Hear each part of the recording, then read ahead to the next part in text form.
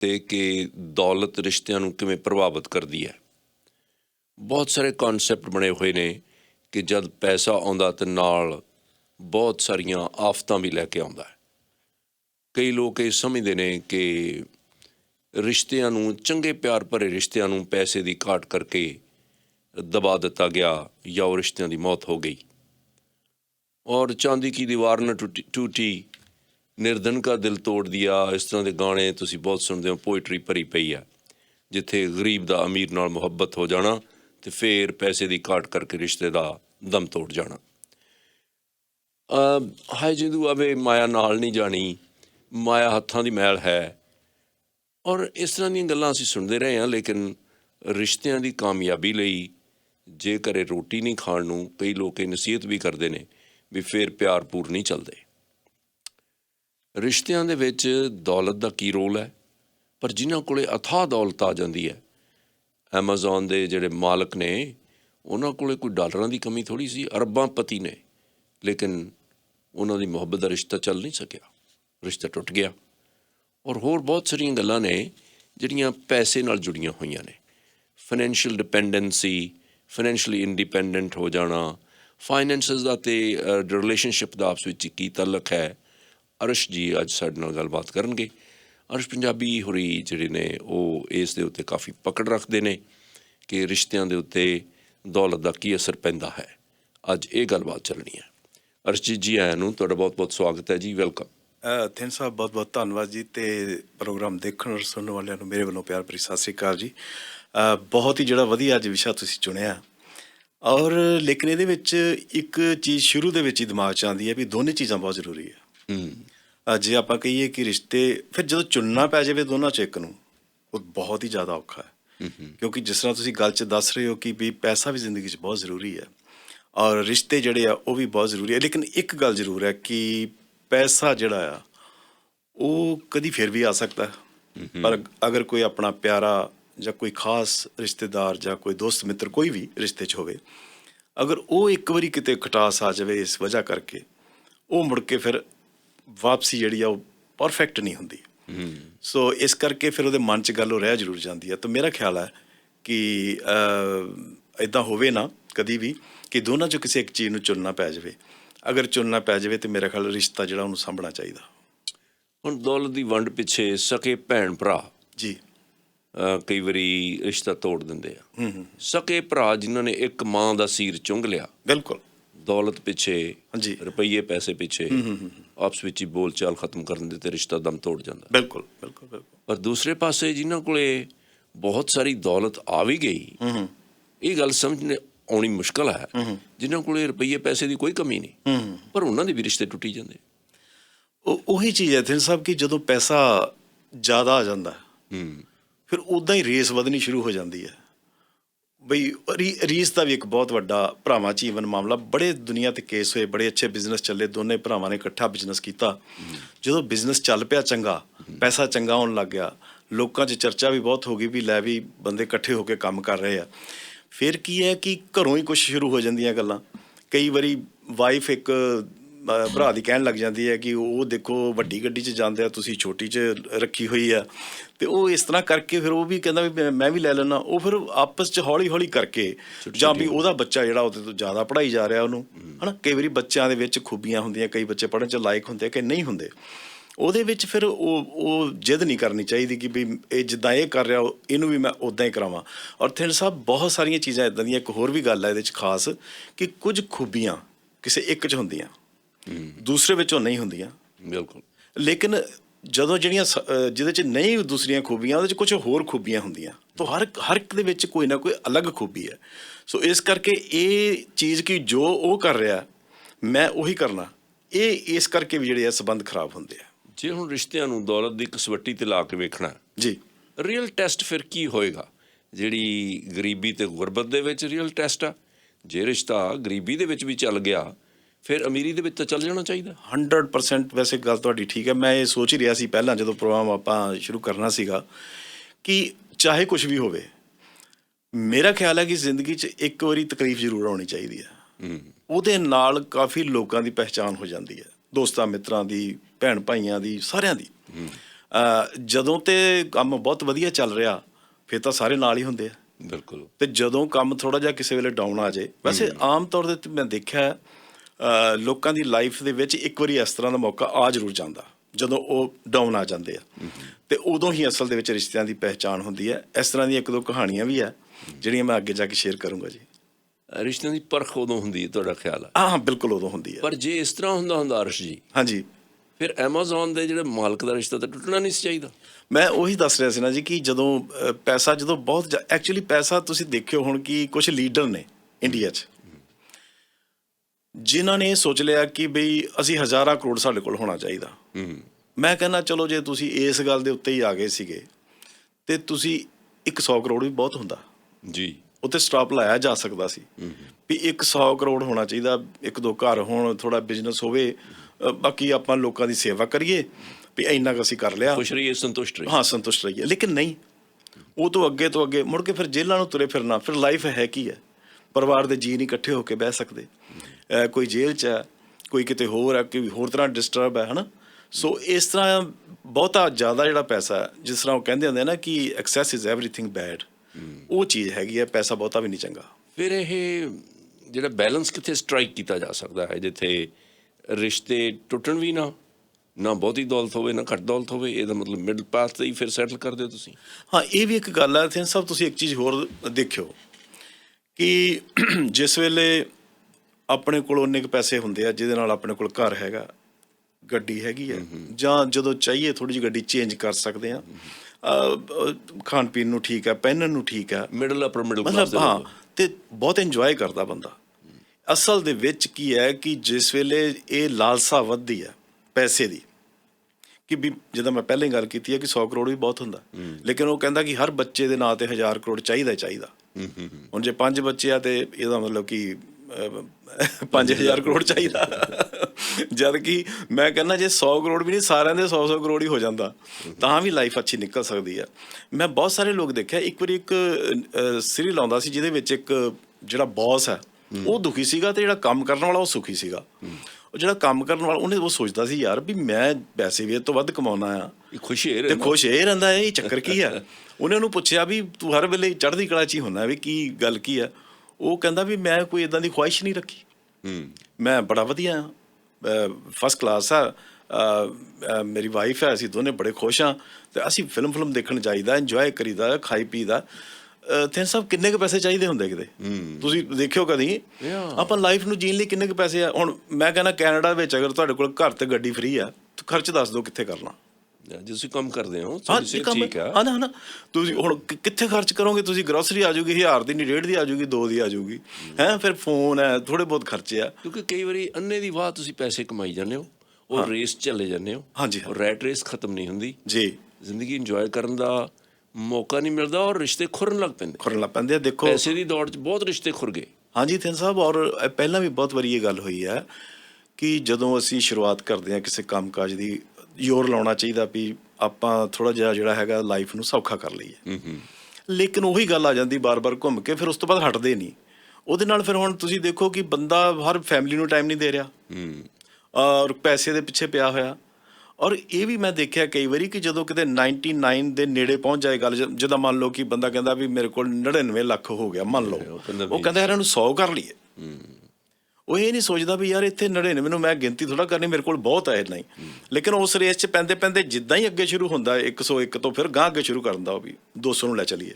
ਤੁਹਾਨੂੰ ਕਦੇ ਹੈਰਾਨੀ ਨਹੀਂ ਹੁੰਦੀ ਵੀ ਚਲੋ ਤੰਗੀ ਤੁਰਸ਼ੀ ਕਰਕੇ ਤਾਂ ਰਿਸ਼ਤਿਆਂ ਦੇ ਵਿੱਚ ਟੈਨਸ਼ਨਸ ਆ ਜਾਣ, ਜਿਹੜੀ ਪੈਸੇ ਦੀ ਅਬੰਡੈਂਸ ਆ, ਦੌਲਤ ਆਮ ਹੈ, ਉੱਥੇ ਵਿਅਕਤੀ ਜਿਹੜੇ ਚਾਹੇ ਤਾਂ ਰਿਸ਼ਤੇ ਨੂੰ ਹੋਰ ਸਮੂਥ ਬਣਾ ਸਕਦਾ, ਟਾਈਮ ਕੱਢ ਸਕਦਾ ਔਰ ਚੀਜ਼ਾਂ ਜਿਹੜੀਆਂ ਹੋਰ ਸਹੂਲਤਾਂ ਜਿਹੜੀਆਂ ਨੇ ਆਪਣੇ ਆਪ ਲੈ ਸਕਦੇ ਨੇ। ਉੱਥੇ ਕਿਉਂ ਟੈਨਸ਼ਨਾਂ ਵੱਧ ਜਾਂਦੀਆਂ ਜਦੋਂ ਦੌਲਤ ਜ਼ਿਆਦਾ ਆ ਜਾਂਦੀ? ਤਿੰਨ ਸਾਹਿਬ, ਜਦੋਂ ਤੇ ਜੇ ਕੋਈ ਰਿਸ਼ਤਾ ਬਣਨ ਤੋਂ ਪਹਿਲਾਂ ਭੈਣ ਭਰਾਵਾਂ ਦਾ ਤਾਂ ਹੁੰਦਾ ਹੀ ਹੈ ਸ਼ੁਰੂ ਤੋਂ, ਹੈ ਨਾ, ਪਰ ਅਗਰ ਕੋਈ ਵਿਆਹ ਵਾਲਾ ਜਿਹੜਾ ਮਾਮਲਾ ਕਿਸੇ ਵੇਲੇ, ਉਹਦੇ ਵਿੱਚ ਇੱਕ ਬਹੁਤ ਵੱਡੀ ਗੱਲ ਹੈ ਕਿ ਉਹਦੇ ਵਿੱਚ ਜਿਹੜਾ ਬੰਦਾ ਕਰ ਰਿਹਾ ਵਿਆਹ ਕਿਸੇ ਵੇਲੇ ਪੈਸੇ ਨੂੰ ਦੇਖ ਕੇ ਕਰ ਲੈਂਦਾ।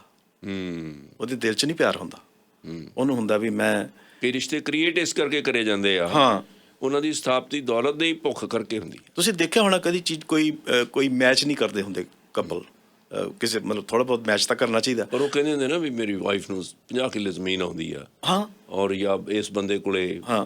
10 ਲੱਖ ਡਾਲਰ ਕੈਸ਼ ਪਿਆ। ਈਵਨ ਆਪਣੇ ਜਿਹੜੇ ਸਾਡੇ ਇੰਡੀਆ 'ਚ ਲੋਕ ਆ, ਤੁਸੀਂ ਇਹ ਦੇਖ ਲਓ ਕਿ ਕੈਨੇਡਾ ਦੇ ਵਿੱਚ ਵਿਆਹ ਦੇ ਮਾਮਲੇ 'ਚ ਕੋਈ ਗੱਲ ਹੋਵੇ ਤੇ ਉਹ ਇਸੇ ਕਰਕੇ ਆਉਂਦੇ ਆ ਵੀ ਕੈਨੇਡਾ 'ਚ ਪੈਸਾ ਬਹੁਤ ਆ, ਵੀ ਅਸੀਂ ਇੱਦਾਂ ਵੀ ਇੱਕ ਵਾਰੀ ਪਹੁੰਚੀਏ ਤਾਂ ਸਹੀ ਉੱਥੇ, ਫਿਰ ਦੇਖ ਲਾਂਗੇ। ਉਹਨਾਂ ਦੇ ਦਿਲ 'ਚ ਨਹੀਂ ਹੁੰਦਾ, ਇਹ ਪਿਆਰ ਨਹੀਂ ਹੁੰਦਾ। ਸੋ ਜਿਹੜੇ ਰਿਸ਼ਤੇ ਤੱਕੜੀ ਦੇ ਵਿੱਚ ਦੌਲਤ ਨਾਲ ਤੋਲੇ ਜਾਂਦੇ ਆ, ਉਹ ਨਹੀਂ ਫਿਰ ਚੱਲਦੇ। ਉਹ ਰਿਸਕੀ ਆ, ਉਹ ਬਹੁਤ ਰਿਸਕੀ ਆ, ਕਿਉਂਕਿ ਜਿਹੜਾ ਹੈਗਾ ਆ ਹਾਂ, ਜਦੋਂ ਇੱਕ ਵਾਰੀ ਹੋਰ ਵੀ ਇੱਕ ਚੀਜ਼ ਇਹਦੇ 'ਚ ਹੈਗੀ ਆ ਜਿਹੜੀ ਤੁਸੀਂ ਕਰ ਰਹੇ ਸੀ ਕਿ ਜਦੋਂ ਬਹੁਤ ਕਿਸੇ ਤੰਗੀ ਤੁਰਸ਼ੀ ਕੋਈ ਆ ਗਈ, ਉਹਦੇ ਵਿੱਚ ਜਿਹੜਾ ਪਿਆਰ ਨਾਲ ਰਹਿ ਜਾਂਦਾ, ਅਸਲ 'ਚ ਉਹ ਪੂਰਾ ਸੋਨਾ ਹੁੰਦਾ। ਉਹ ਰੀਅਲ ਟੈਸਟ ਆ, ਰੀਅਲ ਟੈਸਟ ਉਹ ਹੈ। ਕਦੀ ਵੀ ਅਮੀਰੀ ਦੇ ਵਿੱਚ ਤੁਸੀਂ ਪਰਖ ਹੀ ਨਹੀਂ ਸਕਦੇ ਕਿਸੇ ਨੂੰ। ਜਾਂ ਫਿਰ ਤੁਸੀਂ ਦੇਖਿਆ ਹੋਣਾ ਕਈ ਜਿਹੜੇ ਆ ਉਹ ਫਿਰ ਕਹਿਣਗੇ ਵੀ ਮੇਰਾ ਵੀ ਪੈਸਾ ਬਹੁਤ ਆ ਗਿਆ, ਲੈ ਵੀ ਮੇਰਾ ਹਿਸਾਬ ਕਰ ਦੇ। ਨਾ ਉਹ ਭੈਣ ਨੂੰ ਦੇਖਦਾ, ਨਾ ਭਾਈ ਨੂੰ ਦੇਖਦਾ, ਨਾ ਵਾਈਫ ਨੂੰ ਦੇਖਦਾ, ਨਾ ਹਸਬੈਂਡ ਨੂੰ ਦੇਖਦੀ ਆ। ਇਹ ਚੀਜ਼ਾਂ ਹੈਗੀਆਂ ਬਹੁਤ। ਪਰਸਨੇਸ਼ਨ ਦੇ ਵਿੱਚੋਂ ਵਾਪਸ ਆਉਂਦੇ ਹਾਂ, ਗੱਲਬਾਤ ਚੱਲਦੀ ਰਹੇਗੀ ਜੀ। ਗੱਲਬਾਤ ਚੱਲ ਰਹੀ ਹੈ ਕਿ ਕੀ ਦੌਲਤ ਦੀ ਘਾਟ ਜਾਂ ਵਾਧ ਰਿਸ਼ਤਿਆਂ ਨੂੰ ਪ੍ਰਭਾਵਿਤ ਕਰਦੀ ਹੈ ਤੇ ਕਿਵੇਂ ਕਰਦੀ ਹੈ। ਇਸ ਦੇ ਨਾਲ ਜਿਹੜੀ ਡਿਸਕਸ਼ਨ ਹੈ, ਮੇਰੇ ਨਾਲ ਅਰਸ਼ ਜੀ ਨੇ, ਜਿਹੜੇ ਆਪਣੀ ਜ਼ਿੰਦਗੀ ਦੇ ਤਜਰਬੇ ਵੀ ਦੱਸ ਰਹੇ ਨੇ। ਕਈ ਵਾਰੀ ਜਿਹੜਾ ਤੁਸੀਂ ਟੈਸਟ ਦੀ ਗੱਲ ਕੀਤੀ ਸੀ, ਗਰੀਬੀ ਗੁਰਬਤ ਤੰਗੀ ਤੁਰਸ਼ੀ ਦੇ ਸਮੇਂ, ਉਸ ਟੈਸਟ ਦੇ ਵਿੱਚੋਂ ਕਈ ਲੋਕ ਪਾਸ ਨਹੀਂ ਹੁੰਦੇ। ਉਹ ਦੇਖਦੇ ਆ ਕਿ ਹੁਣ ਦੌਲਤ ਇਹਦੇ ਕੋਲ ਹੈ ਨਹੀਂ, ਔਰ ਜਾਂ ਹੌਲੀ ਹੌਲੀ ਰਿਸ਼ਤੇ ਮੱਧਮ ਪੈਣੇ ਸ਼ੁਰੂ ਹੋ ਜਾਂਦੇ ਆ। ਪਰ ਬਾਅਦ ਦੇ ਵਿੱਚ ਕਈ ਲੋਕ ਪਛਤਾਵੇ 'ਚ ਸੜਦੇ ਵੀ ਮੈਂ ਵੇਖੇ ਜੀ, ਔਰ ਉਸ ਤੋਂ ਬਾਅਦ ਉਹਨਾਂ ਨੂੰ ਰਿਪੈਂਟੈਂਸ ਹੋ ਜਾਂਦੀ ਹੈ। ਬਿਲਕੁਲ। ਥਿੰਨ ਸਾਹਿਬ, ਇੱਕ ਕਹਾਣੀ ਤੁਹਾਨੂੰ ਮੈਂ ਸੁਣਾਉਣਾ, ਐਕਚੁਅਲ 'ਚ ਇਸ ਟਰੂ ਸਟੋਰੀ। 3 ਭੈਣ ਭਾਈ, ਉਹਨਾਂ ਦੀ ਕਹਾਣੀ ਹੈ, ਜਿਨ੍ਹਾਂ ਦੇ ਵਿੱਚੋਂ ਇੱਕ ਭਾਈ ਜਿਹੜਾ ਆ ਅਮੀਰ, ਉਹ ਠੀਕ ਆ, ਮਤਲਬ ਅਮੀਰ। ਵੈਸੇ ਜਿਹੜਾ ਮੈਂ ਇਹ ਸੋਚਦਾ ਹੁੰਦਾ ਜਿਹਦੇ ਕੋਲ ਪੈਸਾ ਬਹੁਤ ਹੋਵੇ, ਮੈਂ ਉਹਨੂੰ ਅਮੀਰ ਨਹੀਂ ਮੰਨਦਾ। ਅਗਰ ਬੰਦਾ ਦਲੇਰ ਆ, ਯਾਨੀ ਕਿ ਕਿਸੇ ਦਿਲ ਦਾ ਅਮੀਰ ਆ, ਉਹਨੂੰ ਮੈਂ ਅਮੀਰ ਮੰਨਦਾ। ਨਹੀਂ ਤਾਂ ਮੋਸਟਲੀ ਪੂਅਰ ਹੁੰਦੇ ਆ ਲੋਕੀ, ਬਹੁਤ ਇੱਦਾਂ ਦੇ ਜਿਹੜੇ ਬਹੁਤ ਪੈਸੇ ਵਾਲੇ ਬੜੇ ਪੂਅਰ ਹੁੰਦੇ ਆ। ਇਸ ਸਟੋਰੀ ਦੇ ਵਿੱਚ ਵੀ ਉਹੀ ਆ। ਉਹ ਭਾਈ ਨੂੰ ਉਮੀਦ ਹੁੰਦੀ ਆ ਹਰ ਇੱਕ ਨੂੰ, ਕਿਸੇ ਦੀ ਵੀ, ਕੋਈ ਭੈਣ ਭਾਈ ਨੂੰ ਜਾਂ ਰਿਸ਼ਤੇਦਾਰ ਨੂੰ, ਕਿਸੇ ਖਾਸ ਬੰਦੇ ਦੀ ਵੀ ਯਾਰ ਇਹ ਮੇਰੀ ਕੁਛ ਹੈਲਪ ਕਰੂਗਾ। ਜਿਸ ਵੇਲੇ ਭੈਣ ਜਿਹੜੀ ਸੀਗੀ, ਉਹਦੇ ਬੇਟੇ ਦੀ ਜਦੋਂ ਮੈਰਿਜ ਸੀਗੀ, ਤੇ ਉਹਨੇ ਦੇਖਿਆ ਵੀ ਮੈਂ ਆਪਣੇ ਭਾਈ ਨੂੰ ਫੋਨ ਕਰਾਂ। ਬਈ ਐਕਚੁਅਲ 'ਚ ਕੀ ਹੁੰਦਾ ਹੈ ਕਿ ਪੈਸੇ ਤਾਂ ਚਾਹੀਦੇ ਹੁੰਦੇ ਆ, ਪਰ ਰਿਸ਼ਤੇਦਾਰਾਂ ਦਾ ਆ ਕੇ ਖਲੋਣਾ, ਖੜ ਜਾਣਾ, ਉਹ ਇੱਕ ਬੜਾ ਹੌਸਲਾ ਦਿੰਦਾ।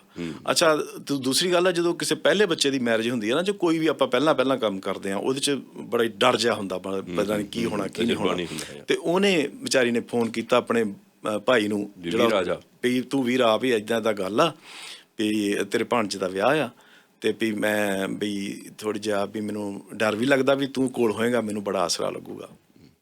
ਉਹ ਕਹਿੰਦਾ ਕੋਈ ਨਹੀਂ, ਮੈਂ ਮਤਲਬ ਰੁੱਖਾ ਜਿਹਾ ਉਹਨੇ ਬੋਲਿਆ, ਕਹਿੰਦਾ ਕੋਈ ਨਹੀਂ, ਮੈਂ ਬਿਜ਼ੀ ਹਾਂ ਇਸ ਵੇਲੇ, ਮੈਂ ਕਰੂੰਗਾ ਗੱਲ ਥੋੜ੍ਹੀ ਠਹਿਰ ਕੇ। ਅਤੇ ਥੋੜ੍ਹੀ ਦੇਰ ਬਾਅਦ ਉਹਨੇ ਕੀ ਹੈ ਕਿ ਘਰ ਜਾ ਕੇ, ਅਤੇ ਜਦੋਂ ਫਿਰ ਦੁਬਾਰਾ ਉਹਦਾ ਫੋਨ, ਉਹਨੇ ਭੈਣ ਨੇ ਸੋਚਿਆ ਵੀ ਉਹਦਾ ਫੋਨ ਨਹੀਂ ਆਇਆ, ਦੁਬਾਰਾ ਕੀਤਾ, ਅਤੇ ਉਹ ਸਿੱਧਾ ਉਹਦੀ ਵਾਈਫ ਨੂੰ ਉਹਨੇ ਫੜਾ ਦਿੱਤਾ ਫੋਨ। ਉਹ ਉਹਦੇ ਮਾੜਾ ਚੰਗਾ ਬੋਲਣ ਲੱਗ ਗਈ, ਕਹਿੰਦੀ ਤੁਸੀਂ ਜ਼ਿੰਦਗੀ ਸਾਡੇ ਕਿਸ ਕੰਮ ਆਏ ਹੋ, ਜਾਂ ਕਿੱਦਾਂ ਹੈ, ਜਾਂ ਜੇ ਵੀ ਹੈ, ਜਿੱਦਾਂ ਵੀ ਹੋਇਆ। ਉਹਦੇ ਨਾਲ ਉਹਦੇ ਦਿਲ 'ਤੇ ਬੜੀ ਠੇਸ ਲੱਗੀ। ਉਹ ਇੰਨੀ ਠੇਸ ਲੱਗੀ ਕਿ ਉਹ ਫੋਨ ਵੀ ਉਹਨਾਂ ਨੇ ਕੱਟਤਾ। ਹੁਣ ਉਹ ਐਡੀ ਘਬਰਾਈ ਹੋਈ ਸੀਗੀ, ਉਹ ਰੋਣ ਲੱਗ ਗਈ ਵੀ ਕਰਾਂ ਕੀ ਮੈਂ।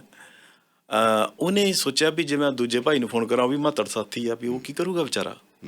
ਚਲੋ ਖੈਰ, ਅਲਟੀਮੇਟਲੀ ਉਹਨੇ ਫੋਨ ਕਰ ਦਿੱਤਾ। ਉਹ ਇੰਨੀ ਦੌਲਤ ਵਾਲਾ ਨਹੀਂ ਸੀ, ਉਹ ਨਹੀਂ, ਮਤਲਬ ਨੋਰਮਲ ਸੀ, ਜਿੱਦਾਂ ਦੀ ਉਹ ਆਪ ਸੀ ਉੱਦਾਂ ਦਾ ਹੀ ਸੀ ਵਿਚਾਰਾ। ਅਤੇ ਉਹ ਜਿਸ ਵੇਲੇ ਉਹਨੂੰ ਫੋਨ ਸੁਣਿਆ, ਉਹਨੇ ਭਰਾ 'ਚ ਫਰਕ ਹੁੰਦਾ। ਤਾਂ ਜਾਂ ਜਿੱਦਾਂ ਮੈਂ ਪਹਿਲਾਂ ਕਹਿੰਦਾ ਸੀ, ਅਮੀਰੀ ਗਰੀਬੀ ਇੱਥੋਂ ਪਤਾ ਲੱਗਦੀ ਕਿਹੜੀ ਆ। ਉਹਨੇ ਜਦੋਂ ਸੁਣਿਆ, ਤੇ ਉਹ ਤੇ ਅੰਦਰੋਂ ਹਿੱਲ ਗਿਆ, ਕਹਿੰਦਾ ਵੀ ਭੈਣੇ ਇਹ ਕਿਹੜੀ ਗੱਲ ਆ, ਵੀ ਤੂੰ ਇੱਦਾਂ ਕਿਉਂ ਰੋਈ ਜਾਂਦੀ ਆ, ਤੂੰ ਦੱਸ ਸਹੀ ਮੈਨੂੰ ਗੱਲ ਕੀ ਆ। ਉਹ ਕਹਿੰਦੀ ਵੀ ਇਸ ਤਰ੍ਹਾਂ ਮੈਂ ਫੋਨ ਕੀਤਾ ਸੀ। ਕਹਿੰਦਾ ਤੂੰ ਫਿਕਰ ਨਾ ਕਰ, ਆਵਾਂਗੇ, ਨਿਤ ਨਹੀਂ ਭਾਣਜੇ ਵੀ ਉਹਨੇ। ਹਾਂ, ਬਈ ਤੂੰ ਇਹ ਬਿਲਕੁਲ ਨਾ ਸੋਚ ਉਹਦੇ ਬਾਰੇ, ਉਹਨੇ ਤੈਨੂੰ ਕੀ ਕਿਹਾ ਕੀ ਨਹੀਂ ਕਿਹਾ, ਮੈਨੂੰ ਪਤਾ ਉਹਦੀ ਆਦਤ ਕਿੱਦਾਂ ਦੀ ਆ, ਪਰ ਤੂੰ ਕੋਈ ਫਿਕਰ ਨਾ ਕਰ, ਮੈਂ ਆਇਆ, ਔਰ ਚਿੰਤਾ ਕੋਈ ਨਹੀਂ, ਮੇਰੇ ਪਰਿਵਾਰ ਸਹਿਤ ਮੈਂ ਪਹੁੰਚਦਾ। ਉਹ ਗਿਆ, ਉੱਥੇ ਜਾ ਕੇ ਉਹਨੇ ਕਰਨਾ ਕੀ ਹੁੰਦਾ, ਕਾਰਜ ਤਾਂ ਹੋ ਜਾਂਦੇ ਹੁੰਦੇ ਆ ਕਾਰਜ ਸਾਰੇ, ਕੋਈ ਐਡੀ ਨਹੀਂ ਗੱਲ ਹੁੰਦੀ। ਇਹ ਤਾਂ ਬੰਦੇ ਨੂੰ ਲੱਗਦਾ ਹੁੰਦਾ ਵੀ ਮੇਰੇ ਬਗੈਰ ਦੁਨੀਆ ਨਹੀਂ ਚੱਲਣੀ, ਚੱਲ ਜਾਂਦਾ ਸਾਰਾ ਕੁਛ। ਉਹ ਹੋਇਆ, ਬਹੁਤ ਸੋਹਣਾ ਹੋ ਗਿਆ ਬਲਕਿ, ਔਰ ਬਹੁਤ ਵਧੀਆ ਹੋਇਆ। ਅਤੇ ਉਹ ਆਪਸੀ ਦੋਨੇ ਜਿਹੜੇ ਭੈਣ ਭਾਈ ਸੀਗੇ, ਜਿਹੜੇ ਰਲ ਕੇ ਜਿਨ੍ਹਾਂ ਨੇ ਇਹ ਕੀਤਾ, ਉਹਨਾਂ ਦਾ ਆਪਸੀ ਬੜੀ ਵਧੀਆ ਬੌਂਡਿੰਗ ਹੋ ਗਈ, ਬੜਾ ਪਿਆਰ ਬਣ ਗਿਆ। ਹੋਰ ਵੀ ਜ਼ਿਆਦਾ ਉਹਨੂੰ ਇਹ ਵੀ ਹੌਸਲਾ ਹੋ ਗਿਆ ਵੀ ਮੇਰੇ ਨਾਲ ਹੁਣ ਕੋਈ ਹੈਗਾ। ਅੱਛਾ, ਉਹ ਥੋੜ੍ਹੇ ਚਿਰਾਂ ਬਾਅਦ ਜਿਸ ਤਰ੍ਹਾਂ ਟਾਈਮ ਗੁਜ਼ਰਦਾ ਗਿਆ ਅਤੇ ਉਹ ਜਿਹੜਾ ਵੱਡਾ ਭਾਈ ਸੀਗਾ, ਉਹ ਫਿਰ ਕਹੇ ਵੀ ਮੇਰੇ ਵੀ ਤੁਸੀਂ ਕਿਸੇ ਖੁਸ਼ੀ 'ਚ ਸ਼ਾਮਲ ਹੋਵੋ ਜਾਂ ਆਓ, ਉਹ ਫਿਰ ਉਹ ਵੀ ਬਹੁਤਾ ਜ਼ਿਆਦਾ ਇੰਟਰਸਟ ਨਾ ਲੈਣ। ਉਹ ਵੀ ਕਹਿਣ ਠੀਕ ਹੈ, ਕੋਈ ਗੱਲ ਨਹੀਂ, ਵੀ ਅਸੀਂ ਆ ਜਾਵਾਂਗੇ ਜਾਂ ਦੇਖ ਲਾਂਗੇ, ਕੋਈ ਨਹੀਂ, ਜਿੱਦਾਂ ਉਹ ਕਰ ਰਿਹਾ ਸੀ ਸੇਮ ਉੱਦਾਂ ਹੀ ਹੋ ਗਿਆ। ਉਹ ਫਿਰ ਬਾਅਦ 'ਚ ਬਹੁਤ ਪਛਤਾਇਆ। ਪਛਤਾਵਾ ਹੋ ਜਾਂਦਾ। ਉਹ ਬਹੁਤ ਪਛਤਾਇਆ। ਉਹਨੇ ਕਿਹਾ ਯਾਰ ਮੇਰੇ ਹੀ ਭਰਾ ਭੈਣ ਸੀ, ਮੇਰਾ ਹੀ ਭਰਾ ਸੀਗਾ, ਅਤੇ ਇਹ ਅਗਰ ਮੇਰੇ ਨਾਲ ਹੀ ਰਹਿੰਦੇ ਤਾਂ ਕਿੰਨਾ ਵਧੀਆ ਹੁੰਦਾ। ਹੁਣ ਮੈਂ ਕਿਸੇ ਖੁਸ਼ੀ ਦੇ ਮੌਕੇ 'ਤੇ ਦੇਖਦਾ ਮੇਰੇ ਨਾਲ ਹੋਰ ਲੋਕ ਬੈਠੇ ਹੁੰਦੇ ਆ, ਉਹ ਮੇਰੇ ਹੈ ਹੀ ਨਹੀਂ ਘਰ ਦੇ, ਮੇਰੇ ਫੈਮਿਲੀ ਦੇ, ਮੇਰੇ 'ਚ ਇੰਟਰਸਟ ਹੀ ਨਹੀਂ ਲੈਂਦੇ। ਜੇ ਆ ਵੀ ਜਾਣ, ਬਹੁਤ ਮੈਟਰ ਕਰਦੀ। ਹਾਂ, ਬਹੁਤ ਮੈਟਰ ਕਰਦੀ ਹੈ। ਇਸ ਕਰਕੇ ਕਦੀ ਵੀ ਇਹੋ ਜਿਹੇ ਵੇਲੇ ਨਹੀਂ ਖੁੱਝਣੇ ਚਾਹੀਦੇ। ਤੁਸੀਂ ਘੱਟ ਤੋਂ ਘੱਟ ਸਿੱਧਾ ਹੀ ਮੂੰਹ 'ਤੇ ਜਵਾਬ ਨਾ ਦਿਓ, ਜੋ ਸਰਦਾ ਬਣਦਾ ਇਮਾਨਦਾਰੀ ਨਾਲ ਕਰਨਾ ਚਾਹੀਦਾ। ਨਾਲੇ ਰਿਸ਼ਤੇਦਾਰ ਨੂੰ ਜਾਂ ਦੋਸਤ ਨੂੰ, ਹਾਂਜੀ, ਜਾਂ ਰਿਸ਼ਤੇ ਨੂੰ ਦੌਲਤ ਨਾਲ ਨਾ ਤੋਲੋ। ਬਿਲਕੁਲ, ਦੌਲਤ ਦੇ ਤਕੜੀ 'ਚ ਪਾ ਕੇ ਨਹੀਂ ਤੋਲਣਾ ਚਾਹੀਦਾ। ਨਹੀਂ ਤੋਲਣਾ ਚਾਹੀਦਾ, ਬਿਲਕੁਲ ਨਹੀਂ ਤੋਲਣਾ ਚਾਹੀਦਾ। ਤੁਹਾਡੇ ਕੀ ਖਿਆਲ ਨੇ ਇਸ ਦੇ ਬਾਰੇ 'ਚ? ਅਸੀਂ ਆਪਣੇ ਕਾਲਰ ਨੂੰ ਥੋੜ੍ਹਾ ਸ਼ਾਮਲ ਕਰਨਾ ਚਾਹੁੰਦੇ ਹਾਂ। ਜੀ ਜੀ 604 591 9311 ਸਾਡਾ ਟੈਲੀਫੋਨ ਨੰਬਰ ਹੈ। ਜੇ ਤੁਸੀਂ ਠੀਕ ਸਮਝੋ ਜਾਂ ਤੁਹਾਡੀ ਆਪਣੀ ਓਪੀਨੀਅਨ ਹੈ ਕੋਈ, ਕਿ ਰਿਸ਼ਤਿਆਂ ਦੇ ਵਿੱਚ ਦੌਲਤ ਦਾ ਕੀ ਰੋਲ ਹੈ?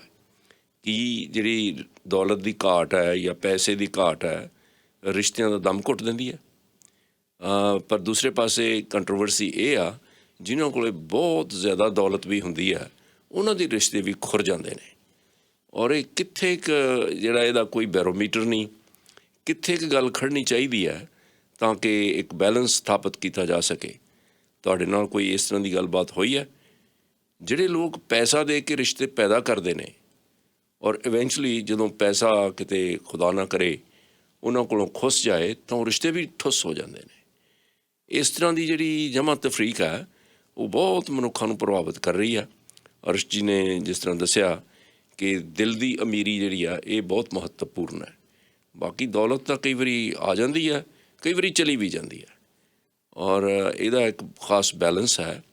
ਤੁਸੀਂ ਆਪਣੀ ਓਪੀਨੀਅਨ ਜ਼ਰੂਰ ਦੇਣਾ। 604 591 9311 ਸਾਡਾ ਟੈਲੀਫੋਨ ਨੰਬਰ ਹੈ। ਜਿੱਥੇ ਤੱਕ ਜ਼ਿਆਦਾ ਅਮੀਰੀ ਦਾ ਤਾਲੁਕ ਹੈ ਅਰਸ਼ ਜੀ, ਉੱਥੇ ਦੌਲਤ ਦੀ ਘਾਟ ਨਹੀਂ, ਚੀਜ਼ਾਂ ਵਸਤਾਂ ਦੀ ਘਾਟ ਨਹੀਂ ਹੁੰਦੀ ਜੀ। ਜਿਸ ਤਰ੍ਹਾਂ ਤੁਸੀਂ ਦੱਸਿਆ ਕਿ ਕਈ ਵਾਰੀ ਉਸ ਸਟੇਜ 'ਤੇ ਪਹੁੰਚ ਕੇ ਬਹੁਤ ਮਨੁੱਖ ਜਦੋਂ ਦੌਲਤ ਨਾਲ ਪੂਰੀ ਤਰ੍ਹਾਂ ਲਬਰੇਜ਼ ਹੋ ਜਾਂਦੇ ਆ ਔਰ ਉਹਨਾਂ ਨੂੰ ਬਾਕੀ ਜ਼ਿੰਦਗੀ ਦੀਆਂ ਸਾਰੀਆਂ ਜ਼ਰੂਰਤਾਂ ਵੀ ਪੂਰੀਆਂ ਹੋ ਜਾਂਦੀਆਂ, ਫਿਰ ਉਹਨਾਂ ਨੂੰ ਭੈਣ ਭਰਾ ਜਾਂ ਹੋਰ ਰਿਸ਼ਤੇ, ਟੁੱਟੇ ਹੋਏ ਰਿਸ਼ਤੇ, ਜਾਂ ਜਦੋਂ ਉਹ ਐਰੋਗੈਂਟ ਹੋਇਆ ਕਰਦੇ ਸਨ, ਉਸ ਸਮੇਂ ਦੀਆਂ ਗੱਲਾਂ ਬੌਦਰ ਕਰਨ ਲੱਗ ਪੈਂਦੀਆਂ ਨੇ। ਇਹ ਤੁਸੀਂ ਮਹਿਸੂਸ ਕੀਤਾ?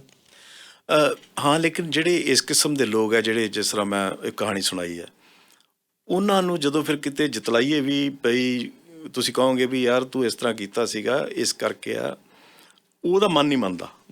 ਉਹ ਕਹਿੰਦਾ ਕਿ ਨਹੀਂ ਨਹੀਂ ਨਹੀਂ, ਮੈਂ ਇੱਦਾਂ ਨਹੀਂ ਕੁਛ ਵੀ ਕੀਤਾ, ਮੈਂ ਤਾਂ ਬਿਲਕੁਲ ਠੀਕ ਸੀਗਾ ਉਦੋਂ ਵੀ, ਮੈਂ ਹੁਣ ਵੀ ਠੀਕ ਹਾਂ। ਇਹ ਵੀ ਬੜੇ ਇੱਕ ਅਫਸੋਸ ਦੀ ਗੱਲ ਹੈ ਕਿ ਉਹ ਇਹ ਤਾਂ ਚਾਹ ਰਿਹਾ ਕਿ ਸਾਰਾ ਕੁਛ ਨੋਰਮਲ ਹੋ ਜਾਵੇ, ਪਰ ਉਹ ਇਸ ਗੱਲ ਨੂੰ ਮੰਨ ਕੇ ਨਹੀਂ ਰਾਜੀ ਹੈਗਾ ਵੀ ਇਹ ਇੱਦਾਂ ਹੋ ਗਿਆ ਸੀਗਾ ਮੇਰੇ ਕੋਲੋਂ, ਭਾਈ ਇਹ ਗਲਤੀ ਹੋ ਗਈ ਆ, ਭਈ ਇਹ ਬਹੁਤ ਵੱਡੀ ਗਲਤੀ ਹੋ ਗਈ ਆ। ਨੋ, ਉਹ ਕਹਿੰਦਾ ਮੈਂ ਠੀਕ ਹੀ ਸੀਗਾ, ਮੇਰੇ ਮਨ 'ਚ ਤਾਂ ਕੁਛ ਵੀ ਨਹੀਂ ਸੀ, ਤੁਸੀਂ ਤਾਂ ਆਪ ਬਣਾ ਲਈ ਇਹ ਗੱਲ।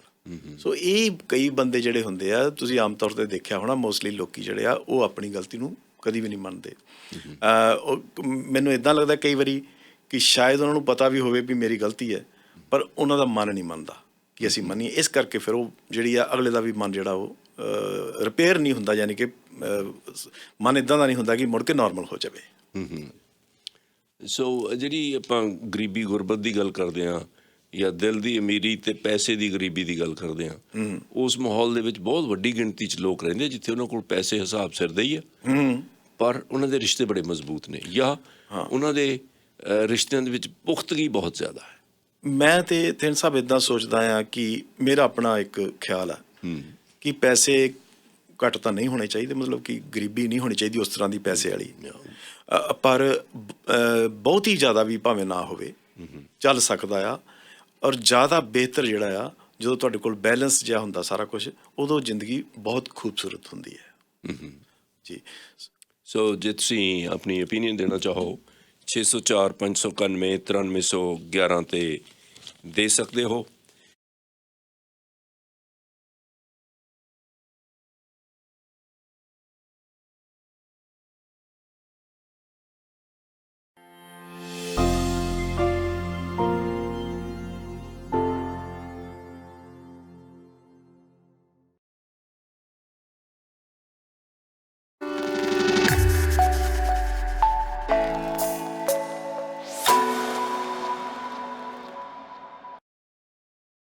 ਜੋਗਿੰਦਰ ਜੀ, ਹਾਂਜੀ, ਸਤਿ ਸ੍ਰੀ ਅਕਾਲ ਜੀ ਸਿੰਘ ਸਾਹਿਬ। ਸਤਿ ਸ੍ਰੀ ਅਕਾਲ ਜੀ। ਪਹਿਲੀ ਵਾਰ ਕਾਲ ਕਰ ਰਹੇ ਹਾਂ ਤੁਹਾਨੂੰ। ਜੀ ਆਇਆਂ ਨੂੰ ਜੀ, ਵੈਲਕਮ। ਅੱਜ ਜੋ ਕੁਝ ਸਟੋਰੀ ਤੁਸੀਂ ਸੁਣਾ ਕੇ ਹਟੇ ਆ ਨਾ, ਹੂੰ ਇਹ 100% ਮੇਰੇ ਤੇ ਲੱਗਦੀ ਆ। ਓ ਹਾਂਜੀ, ਸਾਰੇ ਪਰਿਵਾਰ ਵਾਸਤੇ ਕਿਸੇ ਲਈ ਥੋੜਾ, ਕਿਸੇ ਲਈ ਬਹੁਤਾ, ਔਖੇ ਸੌਖੇ ਹੋ ਕੇ ਹੱਦ ਤੋਂ ਵੱਧ ਕੀਤਾ ਕੰਮ।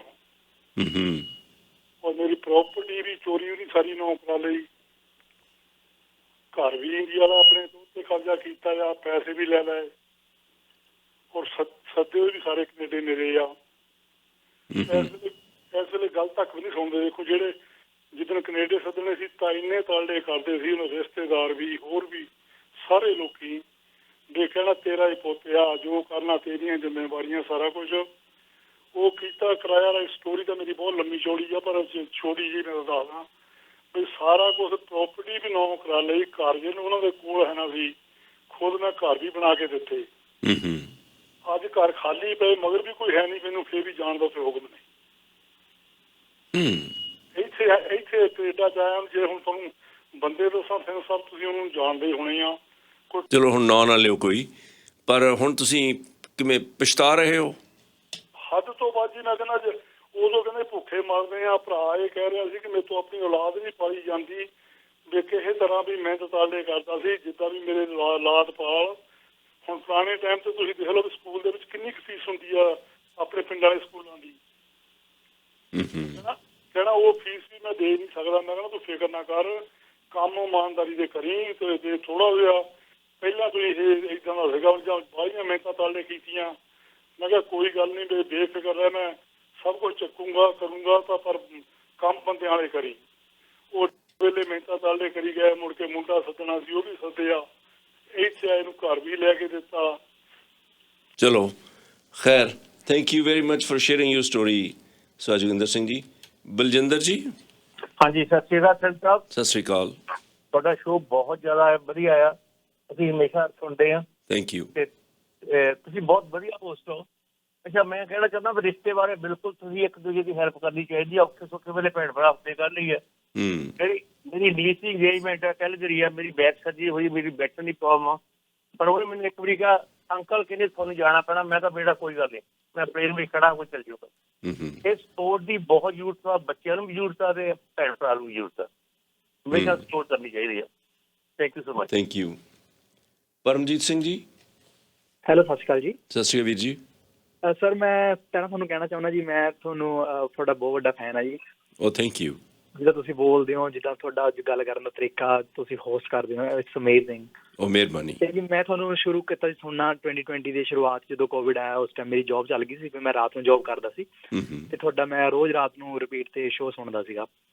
ਤੇ ਮੈਨੂੰ ਯਾਦ ਹੈ ਜੀ, ਤੁਸੀਂ ਗੱਲ ਸ਼ੁਰੂ ਕੀਤੀ ਸੀ ਕਿ ਆਪਾਂ ਆਉਣ ਵਾਲੇ ਟਾਈਮ 'ਚ ਗਵਰਨਮੈਂਟ ਨੂੰ ਕਵਾਂਗੇ ਕਿ ਵੀ ਜਿਹੜੇ ਇੱਥੇ ਜਿਹੜੇ ਨਵੇਂ ਬੰਦੇ ਇਹਨਾਂ ਨੂੰ ਪੱਕਾ ਕੀਤਾ ਜਾਵੇ ਤਾਂ ਕਿ ਕੈਨੇਡਾ ਦੀ ਪ੍ਰੋਗਰੈਸ ਹੋ ਸਕੇ।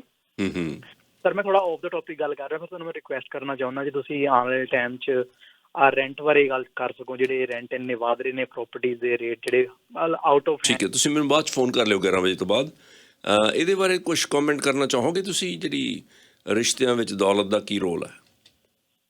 ਹਾਂਜੀ ਸਰ, ਮੈਂ ਹੁਣ ਤੁਹਾਡੀ ਗੱਲ ਸੁਣਦਾ ਸੀ ਥੋੜ੍ਹੀ ਦੇਰ ਪਹਿਲਾਂ ਕਿ ਹਾਂਜੀ ਪੈਸਾ ਇੰਪੋਰਟੈਂਟ ਵੀ ਹੈਗਾ, ਤੇ ਕਈ ਵਾਰੀ ਹੁੰਦਾ ਜੀ ਪੈਸਾ ਹੁੰਦੇ ਹੋਏ ਵੀ ਤੁਹਾਡੇ ਰਿਸ਼ਤੇ ਖਰਾਬ ਹੋ ਜਾਂਦੇ ਨੇ। ਤੇ ਇਹ ਸਰ ਮੈਂ ਕਹਿਣਾ ਚਾਹੂੰਗਾ ਸਿਰਫ ਅੰਡਰਸਟੈਂਡਿੰਗ ਦੀ ਗੱਲ ਆ, ਬਾਕੀ ਕਈ ਵਾਰੀ ਹਾਲਾਤ ਹੱਥੋਂ ਬਾਹਰ ਵੀ ਹੁੰਦੇ ਨੇ, ਹਰ ਇੱਕ ਦੀ ਡਿਫਰੈਂਟ ਸਿਚੁਏਸ਼ਨ ਹੁੰਦੀ ਹੈ ਜੀ। ਬਸ ਮੈਂ ਇੰਨਾ ਹੀ ਕਹਿਣਾ ਚਾਹੁੰਦਾ। Thank you. ਡਿਫਰੈਂਟ ਸਿਚੁਏਸ਼ਨ ਤਾਂ ਹੋ ਸਕਦੀ ਹੈ ਅਰਸ਼, ਪਰ ਜਿਹੜੇ ਬੇਸਿਕ ਫੰਡਾਮੈਂਟਲਸ ਨੇ ਜੀ, ਜਿਹੜੀ ਜਿਸ ਤੁਸੀਂ ਗੱਲ ਕੀਤੀ ਆ ਕਿ ਦੌਲਤ ਦੀ ਫੂਕ ਦੇ ਵਿੱਚ ਜਾਂ ਦੌਲਤ ਦੀ ਘਮੇਰ ਦੇ ਵਿੱਚ ਜਾਂ ਦੌਲਤ ਦੀ ਮਗਰੂਰੀ ਦੇ ਵਿੱਚ ਗਰੀਬ ਰਿਸ਼ਤੇਦਾਰ ਨਾਲ ਮਿਸਬਿਹੇਵ ਕਰਨਾ ਜਾਂ ਕੁਛ ਰਿਸ਼ਤਿਆਂ ਨੂੰ ਇਗਨੋਰ ਕਰ ਦੇਣਾ, ਫਿਰ ਜਦੋਂ ਦੌਲਤ ਕਹਿੰਦੇ ਵੀ ਹੱਥਾਂ ਦੀ ਮੈਲ ਲੈ ਜਾਂਦੀ ਆ, ਫਿਰ ਕਈ ਤਾਂ ਮੰਜੇ ਤੋਂ ਨਹੀਂ ਉੱਠਦੇ ਜੀ। ਪਛਤਾਵਾ ਵੀ ਹੋ ਜਾਂਦਾ। ਅਥਿਰ ਸਾਹਿਬ, ਜਿਹੜੇ ਸਭ ਤੋਂ ਪਹਿਲੇ ਕਾਲਰ ਜਿਨ੍ਹਾਂ ਨੇ ਗੱਲ ਕੀਤੀ ਹੈ, ਮੈਂ ਉਸ ਸੰਬੰਧ ਵਿੱਚ ਇਹ ਕਹਿਣਾ ਚਾਹੂੰਗਾ ਕਿ ਜਦੋਂ ਅਸੀਂ ਮਦਦ ਕਿਸੇ ਦੀ ਕਰਦੇ ਹਾਂ, ਪਹਿਲੀ ਗੱਲ ਤਾਂ ਇਹ ਹੈ ਕਿ ਇਹ ਤਾਂ ਨਹੀਂ ਹੋਣਾ ਚਾਹੀਦਾ ਕਿ ਅਸੀਂ ਸਾਰਾ ਆਪਣਾ ਘਰ ਲੁਟਾ ਦਈਏ ਅਤੇ ਆਪਣੇ ਬੱਚਿਆਂ ਲਈ ਨਾ ਕੁਛ ਸੋਚੀਏ, ਆਪਣੇ ਲਈ ਨਾ ਕੁਛ ਸੋਚੀਏ। ਹੈਲਪ ਦਾ ਮਤਲਬ ਇਹ ਹੁੰਦਾ ਕਿ ਤੁਸੀਂ ਕਿੰਨੇ % ਕਰਨੀ ਹੈ, ਕਿੰਨੀ ਹੈਗੀ ਆ। ਔਰ ਮੇਰਾ ਇੱਕ ਹੋਰ ਖਿਆਲ ਹੈ ਕਿ ਜਦੋਂ ਕਿਸੇ ਦੀ ਮਦਦ ਕਰੀਏ, ਬਾਅਦ 'ਚ ਪਛਤਾਈਏ ਵੀ ਨਾ, एहसान फरामोश कुछ लोग होंगे हाँ। नेकी कर और कुएं में डाल। ਤੁਸੀਂ ਹਾਂਜੀ सोनू, हाय सोनू। हाय नमस्ते सर। नमस्ते जी। सर मैं आपको मेरा पर्सनल एक्सपीरियंस बताता हूँ। मैं इंडिया में वेल सेटल तो जितने भी लोग जो मेरे इर्द गिर्द थे वो बहुत बहुत ज्यादा मुझसे मिलते थे, जुलते थे। अचानक मुझे अराउंड ट्यून ऑफ 25 करोड़ का लॉस हो गया अचानक। ओह। हाँ, तो मैं यहाँ पर आ गया उसी वजह से। तो मैंने देखा रातों रात सबके जज्बात ही बदल गए। सब जो रिश्ते नाते थे हमारे, वो उनके नजरिए ही बदल गए मेरे प्रति। अच्छा। हाँ, कोई बात नहीं करता अभी मुझसे, कोई बात नहीं करता। इनफैक्ट ना थोड़े अपने भी जड़े जो आपके नजदीक के रिश्तेदार थे वो भी बदल गए। और मैं अगर ज्यादा नहीं बोलूं तो मेरी वाइफ का भी 30% नजरिया चेंज हो गया मेरे लिए। 30%, नॉट, मैं 100% नहीं बोलूंगा क्योंकि अभी भी वो मेरे साथ ही है यहाँ पे। तो पर उसका भी नजरिया चेंज हो गया। पर एक इसमें अच्छी बात यह हो गई कि एक छलनी ऐसी हो गई कि मेरे जो मेरा स्टाफ था, जो बेचारे जो नीचे वर्ग के लोग थे जो मेरे साथ काम करते थे, मेरे स्टाफ, वो मेरे साथ अभी भी जुड़े हुए हैं। अभी भी मुझे डेली हमारी बात होती है, वो दुआएं करते हैं मेरे लिए। तो अभी भी, क्योंकि वो नीचे वर्ग के थे, जो अपर क्लास के थे, जो मेरे इर्द गिर्द रोज खाना खाना, चलो इधर पार्टी करते हैं, चलो गोवा चलते हैं, चलो बॉम्बे चलते हैं, तो वो सब लोग बिछड़ गए। इनफैक्ट वो मेरे मतलब उनको जैसे ही पता चला कि मुझे इतना बड़ा, ये तो न्यूज़पेपर में आया था इंडिया में, मैंने कोई प्रॉपर्टी ली थी उसमें फ्रॉड हो गया था, न्यूज़पेपर में आया था। तो उन्होंने क्या किया, इनफैक्ट जो मेरे पैसे उनके पास थे वो भी उन्होंने देने बंद कर दिए। And they don't talk to me anymore. बच्चों का एटीट्यूड भी बदल गया था? नहीं, बच्चे तो मेरे छोटे हैं, वो तो यहीं पे हैं, वो तो यहाँ पे। बच्चों का एटीट्यूड नहीं बदला है, पर ऐसा होता है भाई, सब लोग वो हो जाते हैं। बल्कि गरीब लोग अभी भी मेरे साथ हैं। जो छोटे लोग थे वो, मतलब नॉट छोटे इन द सेंस, मतलब जो मेरे स्टाफ थे वो अभी भी मेरे साथ है और बहुत हमारा अभी प्यार है उनके साथ मेरा। Sonu ji, thank you very much. Joshinder Singh. हाँ जी, सत श्री अकाल जी। सत श्री अकाल वीर जी। मैं ਜਸ਼ਿੰਦਰ ਜੋਸ਼ ਚੰਡੀਗੜ੍ਹ ਤੋਂ ਬੋਲਦਾ। ਹਰਸ਼ ਪੰਜਾਬੀ ਜੀ ਮੇਰੇ ਵਧੀਆ ਦੋਸਤ ਨੇ, ਇਹਨਾਂ ਨੂੰ ਵੀ ਸਤਿ ਸ਼੍ਰੀ ਅਕਾਲ ਜੀ। ਸਤਿ ਸ਼੍ਰੀ ਅਕਾਲ ਜੀ। ਸਤਿ ਸ਼੍ਰੀ ਅਕਾਲ। ਹਰਸ਼ ਜਿਹੜੀ ਅੱਜ ਗੱਲ ਕਰ ਰਹੇ ਰਿਸ਼ਤਿਆਂ ਤੇ ਪੈਸਿਆਂ ਦੀ ਗੱਲ, ਕਹਿੰਦੇ ਵੀ ਚੜ੍ਹਦੇ ਸੂਰਜ ਨੂੰ ਸਲਾਮ ਹੁੰਦਾ ਹਮੇਸ਼ਾ। ਤੇ ਜਦੋਂ ਤੁਹਾਡੇ ਕੋਲ ਪੈਸੇ ਹੁੰਦੇ ਤਾਂ ਹਰ ਰਿਸ਼ਤੇਦਾਰ, ਹਰ ਦੋਸਤ ਤੁਹਾਡੇ ਨੇੜੇ ਲੱਗੇਗਾ। ਜਦੋਂ ਮੁਸੀਬਤ ਆ ਜਾਂਦੀ ਹੈ ਤਾਂ ਸਭ ਭੱਜ ਜਾਂਦੇ ਨੇ। ਇਹ ਪੱਕੀ ਕਹਾਵਤ ਹੈ। ਤੇ ਜ਼ਿਆਦਾ ਦੁਖੀ ਉਹ ਹੁੰਦਾ ਜਿਹੜਾ ਇਮੋਸ਼ਨਲ ਹੋ ਕੇ ਲੋਕਾਂ ਦੀ ਮਦਦ ਕਰਦਾ, ਸਾਰਿਆਂ ਤੋਂ ਵੱਧ ਉਹ ਦੁਖੀ ਹੁੰਦਾ। ਇਸ ਕਰਕੇ ਪੈਸੇ ਦੀ ਜਿਹੜੀ ਹੈ ਕਦਰ ਹੈ ਉਹ ਆਪਣੀ ਮੁੱਠੀ 'ਚ ਰੱਖੋ। ਜਿੰਨੀ ਕੁ ਤੁਸੀਂ ਕਿਸੇ ਦੀ ਮਦਦ ਕਰਨਾ ਚਾਹੁੰਦੇ ਹੋ ਉਹਦੀ ਮਦਦ ਕਰ ਦਿਓ, ਪਰ ਉਹਨੂੰ ਭੁੱਲ ਜਾਓ ਵੀ ਉਹ ਤੁਹਾਨੂੰ ਕੋਈ ਉਹਦਾ ਰਿਟਰਨ ਆਏਗਾ। ਰਿਟਰਨ ਦੀ ਇੱਛਾ ਨਾ ਕਰੋ, ਪਰ ਖੂਹ ਵਿੱਚ ਨੇਕੀ ਡਾਲ ਦਿਓ। नेकी कर और कुएं में डाल। ਕੁਲਵਿੰਦਰ ਜੀ। ਸਤਿ ਸ਼੍ਰੀ ਅਕਾਲ ਸੰਤ ਸਾਹਿਬ ਜੀ। ਸਤਿ ਸ਼੍ਰੀ ਅਕਾਲ। ਸੰਤ ਸਾਹਿਬ ਜੀ, ਮੈਂ ਗੱਲ ਕੀਤੀ ਵੀ ਜਿੱਦਾਂ ਵੀ ਇਹ ਕੋਈ ਵੱਡਾ ਭਰਾ ਵਿਆਹ ਕਰਦਾ ਵੀ, ਦੋ ਛੋਟੇ ਨਹੀਂ ਬੜੇ, ਤੇ ਉਹ ਵਿਆਹ ਵਿੱਚ ਵੀ ਉਹਨਾਂ ਸਵਾਦ ਨਹੀਂ ਹੁੰਦਾ ਜੀ।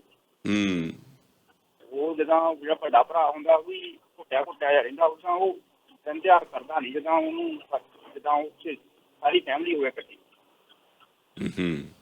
ਮੇਰਾ ਤਾਂ ਇਹ ਲੱਗਦਾ ਜੀ ਵੀ ਸਾਰਿਆਂ ਨੂੰ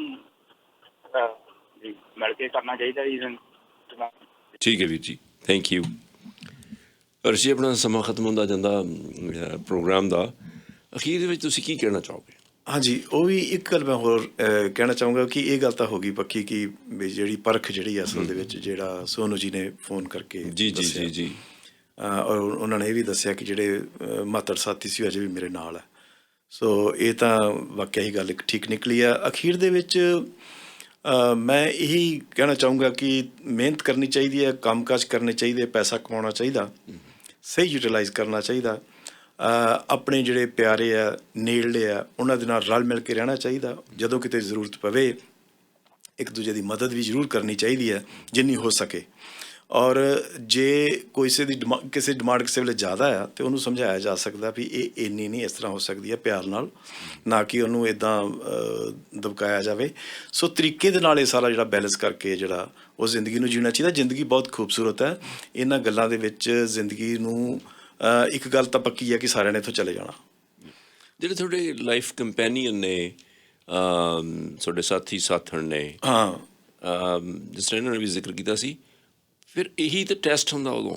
ਹਾਂਜੀ ਉਦੋਂ ਨਹੀਂ ਥਿੜਕਣਾ ਚਾਹੀਦਾ ਫਿਰ। ਬਿਲਕੁਲ ਨਹੀਂ, ਬਿਲਕੁਲ ਨਾਲ ਖੜੇ ਹੋਣਾ ਚਾਹੀਦਾ। ਅਗਲੇ ਨੂੰ ਦੱਸੋ ਵੀ ਯਾਰ ਆਹ ਗੱਲ ਹੈਗੀ ਆ, ਕੋਈ ਗੱਲ ਨਹੀਂ। ਵੀ ਇੱਦਾਂ ਹੈਗਾ ਆ, ਇਸ ਤਰ੍ਹਾਂ ਆਪਾਂ ਕਰਨਾ। ਮੁਸੀਬਤ ਦਾ ਸਮਾਂ ਆ ਗਿਆ, ਇਕੱਠੇ ਕੱਟਾਂਗੇ। ਹਾਂ ਅਗਲੇ ਨਾਲ ਹੋ ਜਾਂਦੇ ਆ। ਹੁਣ ਅਸੀਂ ਕਈ ਕਹਾਣੀਆਂ ਸੁਣਦੇ ਆ ਕਿ ਕਈ ਲੋਕੀ ਇੱਕ ਰੋਟੀ ਜਿਹੜੀ ਆ ਉਹ ਵੀ 2 ਜਣੇ 3 ਜਣੇ ਵੰਡ ਕੇ ਖਾ ਲੈਂਦੇ, ਵਿਚਾਲੇ ਯਾਰ ਥੋੜ੍ਹੀ ਖਾ ਲੈਂਦੇ ਆ, ਕੋਈ ਗੱਲ ਨਹੀਂ। ਇਹ ਪਿਆਰ ਹੋਣਾ ਚਾਹੀਦਾ। ਮੈਂ ਇਹੀ ਗੱਲ ਕਹਿਣਾ ਚਾਹੁੰਦਾ ਕਿ ਸਭ ਨੂੰ ਪਤਾ ਕਿ ਅਸੀਂ ਇੱਥੇ ਆਏ ਆ ਤੇ ਚਲੇ ਜਾਣਾ, ਦੁਨੀਆ ਤੇ ਕਿਸੇ ਨੇ ਨਹੀਂ ਰਹਿਣਾ। ਤੇ ਜਿਹੜਾ ਇਹ ਜ਼ਿੰਦਗੀ ਦਾ ਥੋੜ੍ਹਾ ਜਿਹਾ ਸਮਾਂ ਹੈ, ਇਹਨੂੰ ਬੜੇ ਪਿਆਰ ਨਾਲ, ਬੜੇ ਚੰਗੇ ਤਰੀਕੇ ਨਾਲ ਗੁਜ਼ਾਰਨਾ ਚਾਹੀਦਾ। ਲਾਈਫ ਨੂੰ ਇੰਜੋਏ ਕਰਨਾ ਚਾਹੀਦਾ।